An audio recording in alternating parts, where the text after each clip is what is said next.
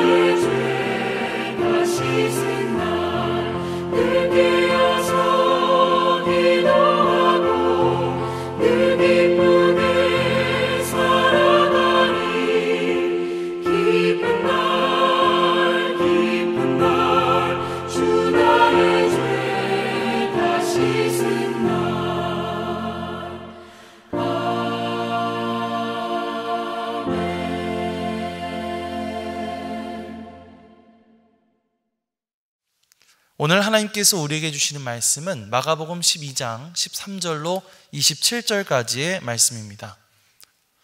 그들이 예수의 말씀을 책잡으려 하여 바리새인과 헤롯 땅 중에서 사람을 보내매 와서 이르되 선생님이여 우리가 아노니 당신은 참되시고 아무도 꺼리는 일이 없으시니 이는 사람을 외모로 보지 않고 오직 진리로서 하나님의 도를 가르치심이니이다. 가이사에게 세금을 바치는 것이 옳으니이까 옳지 아니하나이까? 우리가 바치리이까 말리이까 한데 예수께서 그 외식함을 아시고 이르시되 어찌하여 나를 시험하느냐? 데나리온 하나를 가져다가 내게 보이라 하시니 가져왔거늘 예수께서 이르시되 이 형상과 이 글이 누구의 것이냐? 이르되 가이사의 것이니이다. 이에 예수께서 이르시되 가이사의 것은 가이사에게, 하나님의 것은 하나님께 바치라 하시니 그들이 예수께 대하여 매우 놀랍게 여기더라. 부활이 없다 하는 사두개인들이 예수께 와서 물어 이르되, 선생님이여, 모세가 우리에게 써주기를 어떤 사람의 형이 자식이 없이 아내를 두고 죽으면 그 동생이 그 아내를 취하여 형을 위하여 상속자를 세울지니라 하였나이다. 7형제가 있었는데 마지가 아내를 취하였다가 상속자가 없이 죽고, 둘째도 그 여자를 취하였다가 상속자가 없이 죽고, 셋째도 그렇게 하여 7이 다 상속자가 없었고 최후의 여자도 죽었나이다. 7사람이 다 그를 아내로 취하였으니 부활 때 곧 그들이 살아날 때에 그 중에 누구의 아내가 되리이까?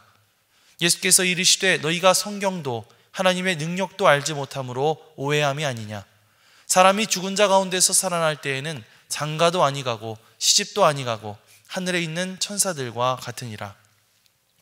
죽은 자가 살아난다는 것을 말할진대 너희가 모세의 책 중 가시나무 떨기에 관한 글에 하나님께서 모세에게 이르시되 나는 아브라함의 하나님이요 이삭의 하나님이요 야곱의 하나님이로라 하신 말씀을 읽어보지 못하였느냐? 하나님은 죽은 자의 하나님이 아니요 산 자의 하나님이시라. 너희가 크게 오해하였도다 하시니라. 이는 하나님의 말씀입니다. 아멘. 할렐루야. 오늘도 말씀을 듣는 여러분의 심령마다 주의 성령께서 함께해 주시기를 주님의 이름으로 간절히 축원합니다. 예루살렘에 오신 예수님은 성전에서 백성들에게 말씀을 가르치셨습니다. 그런데 그런 모습을 아니 곱게 생각하는 사람들이 있었습니다. 바리새인들과 헤롯 당원들이었는데 이들은 많은 사람들이 저 갈릴리 촌동네에서 올라온 한 시골뜨기 사내를 따르면서 열광하는 것에 대해 굉장히 못마땅해 했습니다. 그래서 어떻게든 예수님의 말씀을 책잡아 망신을 주고 싶어 했죠. 지금도 마찬가지지만 유대인들은 성경 말씀에 대한 자신들의 생각을 가지고 자유롭게 논쟁하는 것을 즐겨 했습니다. 그래서 이들은 사람을 보내어 예수님께 한 가지 질문을 던지게 하는데요. 14절 말씀을 함께 보겠습니다. 와서 이르되 선생님이여 우리가 아노니 당신은 참되시고 아무도 꺼리는 일이 없으시니 이는 사람을 외모로 보지 않고 오직 진리로서 하나님의 도를 가르치심이니이다. 가이사에게 세금을 바치는 것이 옳으니까 옳지 아니하나이까? 이들은 처음에 예수님께 와서는 당신은 참되시고 또 진리로서 하나님의 도를 가르치시는 분이십니다 하면서 온갖 아부를 다 떨고 있습니다. 그래놓고 나서 난처한 질문을 던지는데요. 가이사에게 세금을 바치는 것이 옳습니까? 옳지 않습니까? 라고 질문합니다. 여기서 가이사는 로마 제국을 다스렸던 율리우스 카이사르 황제의 이름으로부터 따온 명칭이죠. 지금도 세금이 인상된다는 정부 발표가 나오면 세간이 떠들썩해지지만 사실 이 세금의 문제는 예나 지금이나 마찬가지로 민감한 이슈였다고 할 수 있습니다. 기록에 따르면 예수님 시대의 평범한 유대인 가족들은 전체 수입의 약 절반 정도를 세금으로 납부해야만 했다고 하는데요. 그 가운데 바리새인들과 헤롯 당원들이 물어보았던 세금은 바로 인두세를 말하는 것이었습니다. 당시 로마 식민 통치를 받았던 유대인들은 매년 노동자의 하루 품삯인 1데나리온을 인두세로 내야만 했는데요. 이것에 불만을 가진 사람들이 굉장히 많이 있었죠. 자, 그러한 배경에서 예수님께 질문이 던져진 것입니다. 가이사에게 세금을 바치는 것이 옳습니까? 옳지 않습니까? 저희가 세금을 바칠까요? 바치지 말까요? 이것은 예수님 입장에서 참 난감한 질문이 아닐 수 없었습니다. 세금을 바치는 것이 옳다라고 말하면 예수님은 당장 로마의 앞잡이 취급을 받게 될 것이고 많은 사람들이 실망하게 될 것입니다. 자, 그렇다고 로마에게 세금을 바치는 것이 옳지 않다라고 말씀하게 되면 당장 로마 당국의 조사를 받게 되겠죠. 이렇게 대답하나 저렇게 대답하나 참 난감해질 수밖에 없는 그런 질문이었습니다. 바리새인들과 헤롯 당원들은 이러한 곤란한 질문을 통해 예수님을 골탕 먹이려고 한 것이죠. 자, 예수님은 어떻게 대처하셨을까요? 예수님은 먼저 이들의 그 간교한 생각을 간파하셨습니다. 그리고 세금으로 내는 데나리온 동전 하나를 가져오게 하신 뒤에 이렇게 말씀하시는데 16절 17절 말씀을 함께 읽겠습니다. 가져왔거늘 예수께서 이르시되 이 형상과 이 글이 누구의 것이냐? 이르되 가이사의 것이니이다. 이에 예수께서 이르시되 가이사의 것은 가이사에게, 하나님의 것은 하나님께 바치라 하시니 그들이 예수께 대하여 매우 놀랍게 여기더라. 아멘. 예수님은 동전에 새겨져 있는 가이사 황제의 얼굴을 보면서 가이사의 것은 가이사에게, 하나님의 것은 하나님께 바치라 라고 말씀하십니다. 예수님께서는 이들이 전혀 예측하지 못했던 지혜롭고 새로운 대답으로 사람들을 놀랍게 하시고 또 예수님을 곤경에 빠뜨리려는 함정을 지혜롭게 피해 가시게 되었죠. 이들이 예수님께 했던 질문, 이것은 물론 예수님을 곤경에 빠뜨리려는 질문이기도 했지만 다른 한편으로는 그들의 삶과 밀접하게 관련된 질문이기도 했습니다. 그래서 우리는 예수님의 말씀을 통해서 하나님을 믿는 하나님의 백성들인 우리가 오늘날 어떠한 생각과 어떠한 정체성을 가지고 살아가야 할지에 대해서 생각해 볼 수가 있죠. 먼저 예수님은 가이사의 것을 가이사에게 바치라 라고 말씀하셨습니다. 이 말씀은 우리가 이 세상의 현실 속에 발딛고 살아갈 수밖에 없는 존재라는 사실을 인정하라는 말씀이죠. 우리가 하나님 나라의 백성이라고 해서 지금 내가 속해 있는 이 세상의 소속을 무시할 수 없다는 뜻입니다. 오히려 내가 살아가고 있는 이 현실 속에서 최선을 다해서 내가 해야 할 의무를 다하는 것, 그것이 우리가 이 세상을 살아가는 사람으로서 가져야 할 바른 자세라는 것이죠. 그러면서 예수님은 동시에 하나님의 것을 하나님께 바치라 라고 말씀하십니다. 하나님 앞에 우리가 드려야 할 것들, 그것이 물질이 됐든 시간이 되었든 무엇이든 우리가 하나님 앞에 온전히 드리는 것, 그것이 하나님 나라 백성, 천국 시민으로서 가져야 할 자세라는 것입니다. 예전에 TV에서 어떤 유럽 여행을 하는 프로그램을 본 적이 있어요. 그런데 그 프로그램을 보다가 참 신기한 장면을 보게 됐습니다. 네덜란드와 벨기에의 국경지대에 위치한 바를러라는 이 마을에 대한 이야기였는데요. 신기한 것은 네덜란드와 벨기에 이 두 나라의 국경선이 마을 한가운데를 지나가고 있었다는 것입니다. 이 한국 사람 입장에서는 이 국경선을 맞대고 있는 나라가 북한밖에 없다 보니까 항상 거기에는 철책선이 쳐져 있고 또 국경을 넘어간다는 사실이 엄청난 일처럼 느껴지는데요. 그런데 이곳은 마을 바닥에 국경선 표시만 되어 있을 뿐 주민들은 그 선을 마음대로 넘나들면서 자유롭게 왕래를 하고 있었습니다. 가이드가 설명을 하는데 한 발은 네덜란드에 한 발은 벨기에에 딛고 그 중간에 서서 안내를 하는 것이었죠. 저는 그 장면이 참으로 신기하고도 충격적인 장면이었습니다. 저는 그러한 가이드의 모습을 보면서 한편으로 어쩌면 이것이 곧 하나님을 믿으며 살아가는 우리들의 모습이 아닐까 하는 생각을 해보게 되었습니다. 한 발은 이 세상 가운데 발을 딛고 또 다른 한 발은 하나님 나라에 발 딛고 살아가는 것이 곧 오늘날 신앙인들의 모습일 수밖에 없다는 것이죠. 우리는 우리의 현실과 또한 하나님의 나라 두 군데에 동시에 발 딛고 살아갈 수밖에 없는 이중 국적자들이라는 것입니다. 우리는 이 두 가지를 어느 것 하나 소홀히 할 수 없죠. 이 세상 일에 빠져서 하나님 나라를 소홀히 하고 교회의 여러 가지 일들을 영 소홀히 하는 것 너무나 잘못된 일입니다. 그렇다고 너무 교회의 일만 빠져서 세상에서의 일을 나몰라라 하는 것 또한 잘못된 일이겠죠.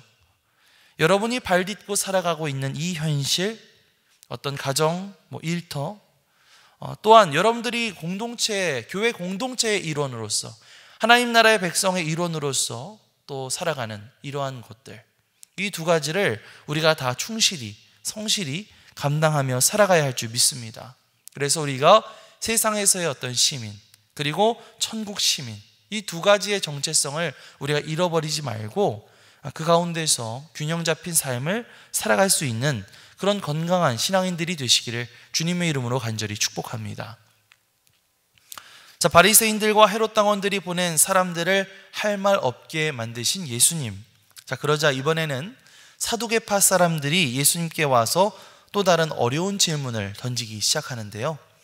사두개파 사람들은 어떤 사람들이었냐면 이른바 이 모세오경, 창출, 레민신 이 5권만을 정통 성경으로 인정하는 사람들이었습니다. 그래서 그들은 이 모세오경에는 부활도 나오지 않고 내세에 대해서 나오지 않는다는 이유로 부활은 없다, 천사 이런 거 다 없다, 이런 식으로 주장을 했고요. 그로 인해서 바리새파 사람들과 어떤 갈등을 겪었는데, 사실 그래서 바리새파 사람들과 사두개파 사람들은 서로 사이가 좋지 않은 앙숙이었는데, 오늘만큼은 힘을 합쳐서 예수님을 어떻게든 무너뜨리려는 것을 볼 수가 있죠.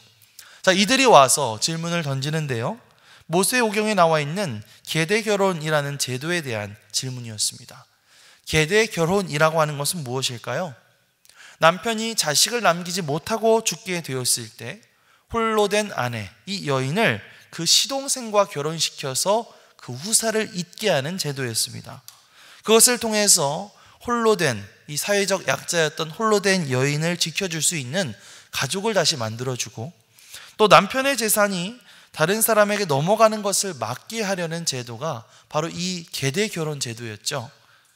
그런데 사두개인들은 이러한 율법의 취지와는 전혀 상관없는 질문을 던지고 있습니다. 만약 7형제가 있었는데 첫째가 아내를 맞이했다가 죽고, 또 그 다음에 둘째가 그 여인을 맞이했다가 또 죽고, 그런 식으로 7형제가 다 그 여인과 결혼했다가 다 죽게 되면 나중에 부활의 때에 그들이 살아나게 될 때에 이 여인은 누구의 아내가 되어야 할 것인가?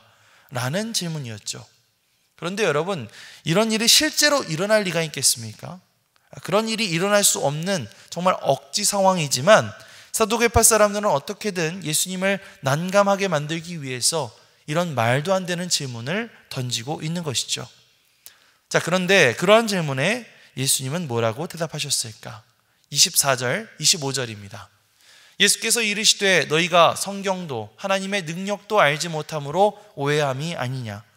사람이 죽은 자 가운데서 살아날 때에는 장가도 아니 가고 시집도 아니 가고 하늘에 있는 천사들과 같으니라.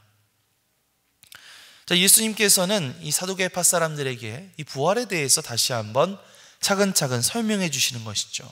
쉽게 말하면 죽은 자 가운데서 사람이 다시 살아나게 될 때에는 정말 새로운 몸을 입은 새로운 존재가 된다. 그렇기 때문에 지금 너희가 이야기하는 것은 어쩌면 굉장히 쓸데없는 고민이다 라고 말씀하십니다. 하나님께서 지정해 주신 이 율법이라고 하는 것은요, 이 세상을 살아가는 사람들을 위해서 그들을 위해서 만드신 제도인 것인데, 이 사두개인들은 정말 불필요하게 죽음 이후, 부활 이후에까지 그것을 확장시켜서 잘못 적용하고 있었다는 것이죠. 그래서 예수님은 그들에게 말씀하시는 것입니다. 너희가 성경도 하나님의 능력도 알지 못함으로 오해한 것이 아니냐. 나는 아브라함의 하나님, 이삭의 하나님, 야곱의 하나님이라 하는 말씀을 읽어보지 못하였느냐. 하나님은 죽은 자의 하나님이 아니시고 산 자의 하나님이시다. 너희가 크게 오해하였도다. 이렇게 말씀하십니다. 쉽게 말하면 너네 말씀을 제대로 읽어보기는 한 것이냐? 왜 알지도 못하면서 그런 쓸데없는 질문을 지금 던지고 있는 것이냐?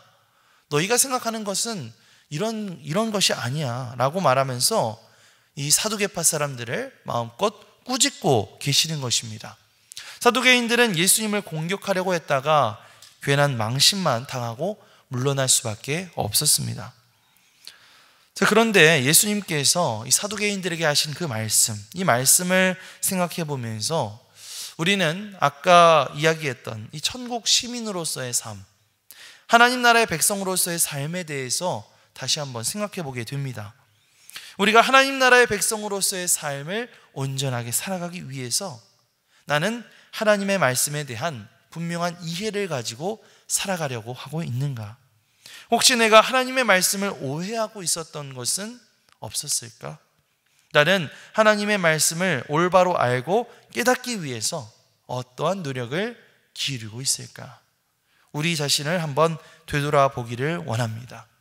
그것을 통해서 우리가 우리 안에 있는 이 영적인 무지를 깨우치고 우리가 천국 백성으로서, 천국 시민으로서 하나님을, 그리고 하나님의 말씀을 온전히 깨달을 수 있도록, 그래서 하나님께서 기뻐하시는 이 천국 시민으로서의 삶을 오롯이 살아갈 수 있도록 우리가 그것을 위해서 오늘 힘써 기도하며 나아갈 수 있는 저와 여러분들이 되시기를 주님의 이름으로 간절히 축원합니다. 아멘. 기도하겠습니다. 하나님 아버지, 감사합니다. 오늘 마가복음 12장 말씀에서 예수님께서 하신 그 말씀을 통해 주님의 뜻을 깨닫게 하심에 감사를 드립니다. 가이사의 것은 가이사에게, 하나님의 것은 하나님께 바치라는 그 말씀을 통해 우리가 한 발은 이 세상에, 또 다른 한 발은 하나님 나라에 발딛고 살아갈 수밖에 없는 우리의 현실을 깨닫게 됩니다. 주께서 함께 해주셔서 우리가 이 세상에서의 삶도, 또한 하나님 나라의 백성, 천국 시민으로서의 삶도 최선을 다해 충실히 살아갈 수 있도록 인도하여 주시옵소서. 사두개인들에게 너희가 성경을 알지 못함으로 오해하였도다 책망하시는 주님의 말씀을 들으며 우리에게 있는 영적 무지를 깨닫게 하시고 성령의 도우심으로 하나님의 말씀을 온전히 살아갈 수 있는 그런 천국 시민으로서의 삶을 살아갈 수 있도록 인도하여 주시옵소서. 감사드리며 예수 그리스도의 이름으로 기도드리옵나이다. 아멘. 하늘에 계신 우리 아버지여, 이름이 거룩히 여김을 받으시오며 나라가 임하시오며 뜻이 하늘에서 이루어진 것 같이 땅에서도 이루어지이다. 오늘 우리에게 일용할 양식을 주시옵고 우리가 우리에게 죄 지은 자를 사하여 준 것 같이 우리 죄를 사하여 주시옵고 우리를 시험에 들게 하지 마시옵고 다만 악에서 구하시옵소서. 나라와 권세와 영광이 아버지께 영원히 있사옵나이다. 아멘.